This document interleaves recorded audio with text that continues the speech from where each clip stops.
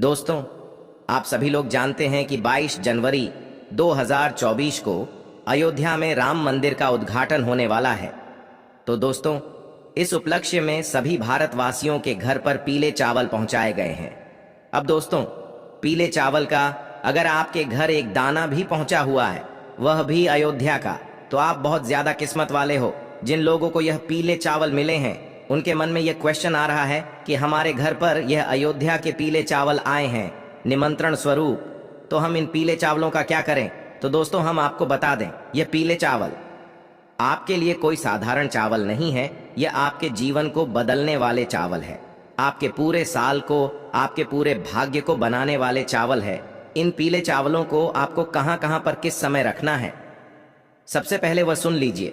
देखिए, आपके के घर पर जो अयोध्या से पीले चावल आए हुए हैं, इनका बहुत ही ज्यादा बड़ा और विशेष महत्व है। और दोस्तों, इस बार जो 22 जनवरी पड़ रही है, अयोध्या में राम मंदिर का उद्घाटन हो रहा है। यह सोमवार का दिन पड़ रहा है। यह बहुत ही अच्छा और बड़ा दिन है। तो दोस्तों, गुरुजी से सुनते हैं कि वह क्या कहते हैं इसके बारे में।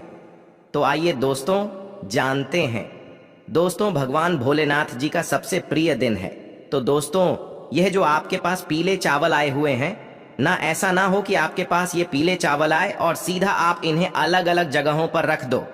नहीं, ऐसा नहीं होना है। जो आपके घर पर पीले चावल आए हैं अयोध्या में राम मंदिर के उद्घाटन के लिए, उनको आपको अभी कहीं पर नहीं रखना है। वह जैसे आए हैं उन्हें वैसे के वैसे रखे रहने दो, या एक पोटली में बंद करके रख दो, या एक थैली में कुछ अच्छे से सुरक्षित करके दो।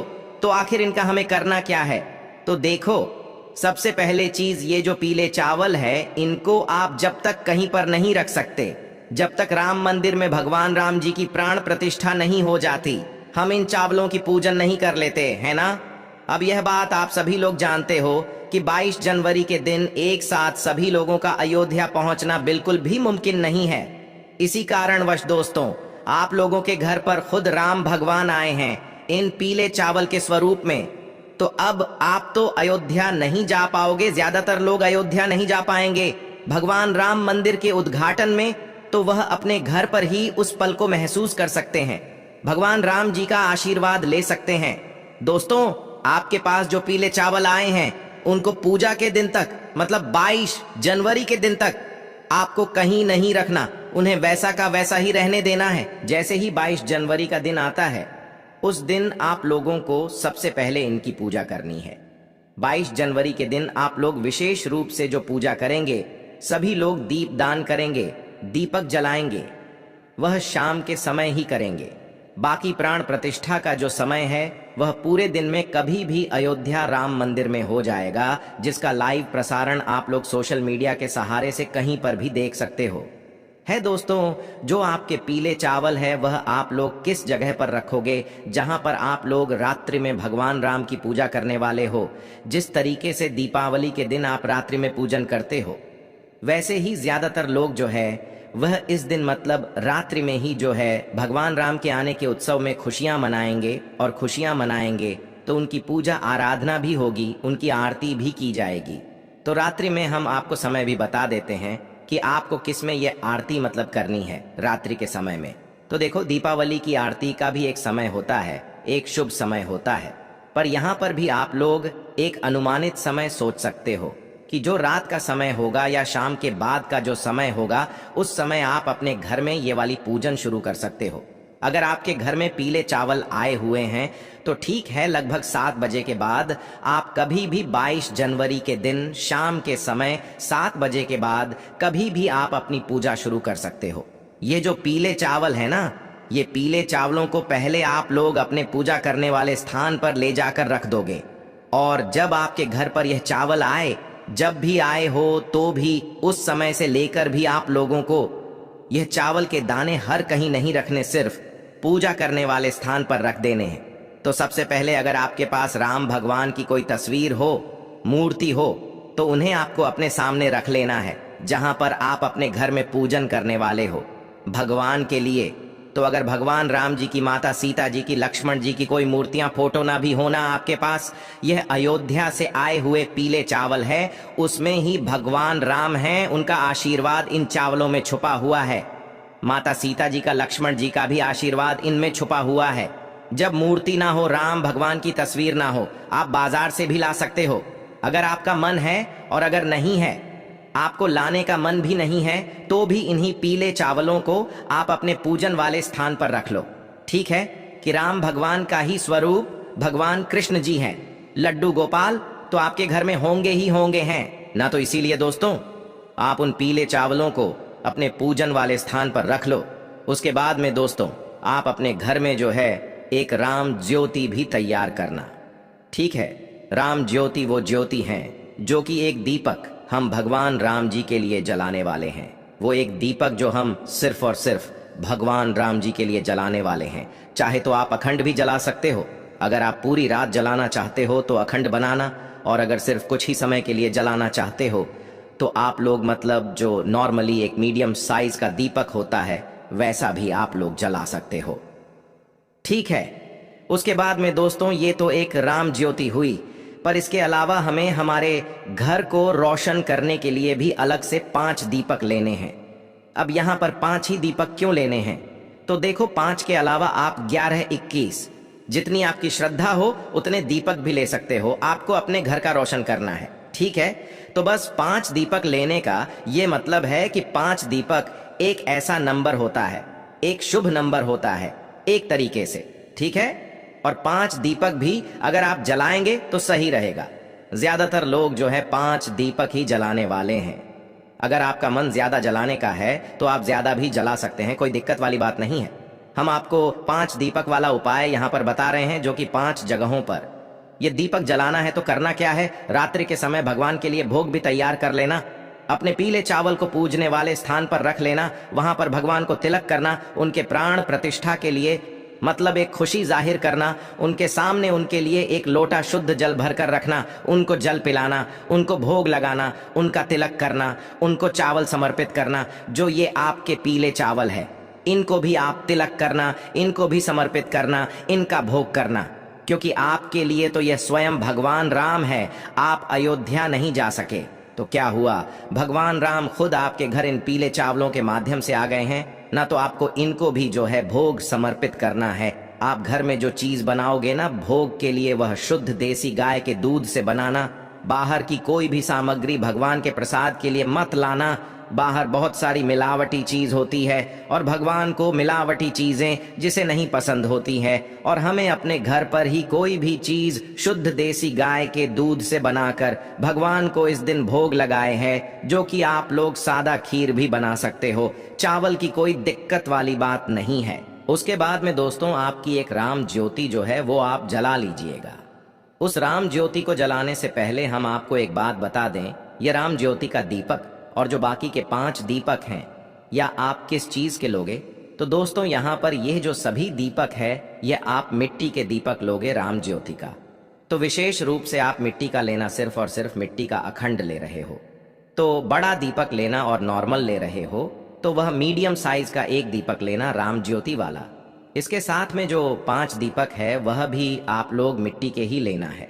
अगर नए किसी कारणवश ना मिले, नए हो तो नया लेना, ना भी मिले तो पुराने जो दीपक हैं उनको साफ करके इस्तेमाल में ले लेना। तो एक राम ज्योतिबा हो गया और 5 हमारे अलग से हो गए, हमारे घर पर रखने के लिए है ना, 5 अलग अलग जगहों पर रखने के लिए। तो आपको करना क्या है, देखो, सबसे पहली चीज ये जो सभी दीपक हैं ये इस स्थान पर भी रखेंगे ना, उस स्थान पर सबसे पहले आपको पहले जमीन पर कुछ रखना पड़ेगा, या जहां पर आप दीपक रखने वाले हो पहले वहां पर कुछ रखना पड़ेगा। आप लोगों को खाली दीपक हम सीधा जमीन पर नहीं रख सकते हैं या किसी स्थान पर नहीं रख सकते। तो देखो, आपके पास कुछ ऑप्शंस हैं, जैसे कि आपके पास अगर कुछ सादा चावल के दाने रखे हुए, पीले चावल का भी आपको कुछ नहीं करना है, बस पूजन वाले स्थान पर रखे रहने देना। वह भगवान राम का अभी आपके लिए स्वरूप रहेगा। आप चाहो तो कुछ पीले चावल के दाने अलग से ले सकते हो, या तो कुछ फूलों की पंखुड़ियों को तोड़कर रख सकते हैं, गुलाब की पंखुड़ियों को तोड़कर रख सकते हैं, या जो गेंदे की फूल की पंखुड़ियां होती हैं उनको तोड़कर रख सकते हो। करना क्या है, जहां जहां भी आप दीपक रखो वहां पर या तो थोड़े से चावल के दाने रख देना, या तो कुछ फूल के पंखुड़ियों रख देना। उसके बाद उनके ऊपर सभी दीपकों को आप लोग रखना। खाली दीपक ऐसे मत रखना, राम ज्योति वाला जो दीपक है, आपके सारे काम हो जाने के बाद वो दीपक जला लेना। वैसे तो पूजन शुरू होने के साथ में ही आप लोग जो है अपने ये सभी दीपक जला लेना, राम ज्योति वाला और पांचों दीपक जो है और राम ज्योति का दीपक जलाकर भगवान के सामने रख देना। इस दीपक को जो एक बार आपने रख दिया उसको आपको दोबारा से नहीं उठाना है। और राम ज्योति के दीपक के नीचे भी आप या तो कुछ चावल के दाने रखना या कुछ फूल की पंखुड़ियां, उस राम ज्योति वाले दीपक को आप भगवान राम के सामने रख देना। उसके बाद में दोस्तों अब आप लोग अपने पास में कपूर भी जरूर रखना याद से, क्योंकि हम भगवान राम जी की आरती उतारेंगे, माता सीता जी की आरती उतारेंगे, लक्ष्मण जी की आरती उतारेंगे। तो या तो आप आरती को मोबाइल में लगा लेना या अपने मुख से गा लेना और अपनी आरती की थाली में कपूर को जरूर रखना। उस कपूर के सहारे से आप भगवान राम जी की आरती उतारना, ठीक है, पूरे मन और पूरे भाव से। आप भगवान राम जी की आरती उतारना, पूरे घर के सदस्य हैं आपके, वह सभी उस आरती में सम्मिलित हो। और जैसे ही आप लोगों की आरती पूर्ण होती है, आप आरती के समय या आरती से पहले जो है सभी लोगों का तिलक भी जरूर करें, चावल या अक्षत भी उन्हें जरूर लगाएं। उसके साथ ही दोस्तों अब आपकी आरती भी पूरी हो गई है। अब आप 2 मिनट बैठकर अपने पूरे परिवार के सदस्यों के साथ में आप भगवान से प्रार्थना करो। आपको जो भी चाहिए हो, आपकी जो भी मनोकामना हो, धन प्राप्ति से जुड़ी हुई, धन संपदा से जुड़ी हुई, आपको वह बोलना है या जो भी समस्या हो भगवान से उसके लिए प्रार्थना करना है कि वह आपके घर में हमेशा सुख शांति बनाए रखें।